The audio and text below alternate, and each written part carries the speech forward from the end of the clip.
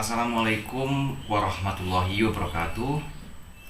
Saya Kurniawan Sahril dengan NIM 28921500030 dari Prodi Manajemen Reguler Plus mata kuliah Perilaku Organisasi, dosen pengampu Bapak Rahmat Pramukti SEMSI. Di sini untuk memenuhi tugas UTS, saya akan membahas tentang motivasi dalam organisasi. Arti penting motivasi. Motivasi ini merupakan hal yang sangat penting dan merupakan perspektif dasar dari pendekatan historikal. Untuk itu perlu diidentifikasi dan dijabarkan. Motivasi tersebut berdasarkan perspektif kebutuhan, serta motivasi juga perlu diidentifikasi dan dijabarkan berdasarkan perspektif proses atau Griffin and Moorhead 2014. Motivasi diartikan sebagai suatu kekuatan yang mendorong seseorang untuk melakukan sesuatu agar memperoleh hasil atau tujuan yang diharapkan. Dalam lingkup organisasi, motivasi kerja contohnya atau work motivation merupakan tekanan psikologis dalam diri seseorang yang menentukan perilakunya dalam organisasi.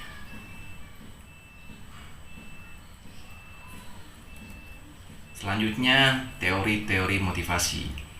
Banyak teori tentang motivasi dikemukakan oleh para ahli. Setiap teori motivasi berusaha untuk memberikan uraian yang menuju pada apa yang sebenarnya diinginkan manusia, dan manusia dapat menjadi seperti apa yang ia inginkan.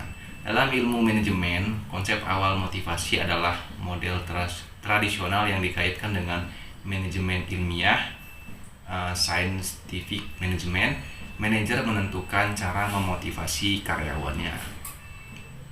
Dalam hal ini, sebagai contoh, mereka menaikkan upah untuk memotivasi karyawannya agar semakin giat dalam bekerja.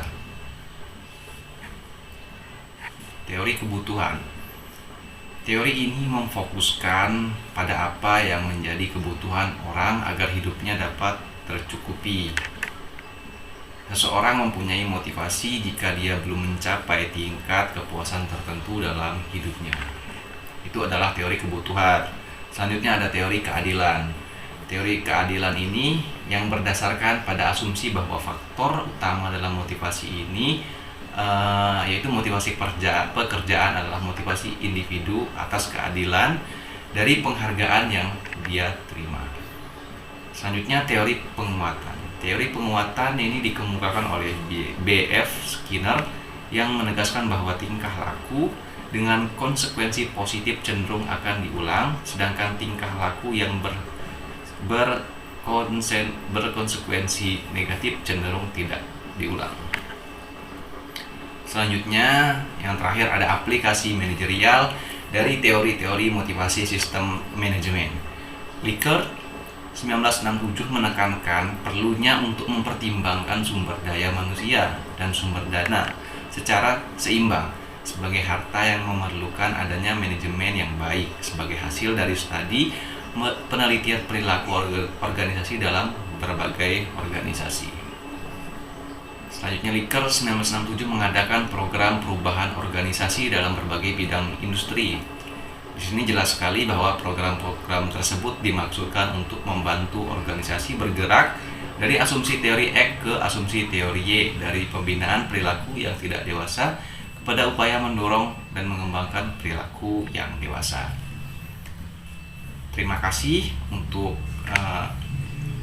perhatiannya yang telah menonton video ini, dan untuk Pak Rahmat semoga di sini kurang dan lebihnya saya mohon maaf.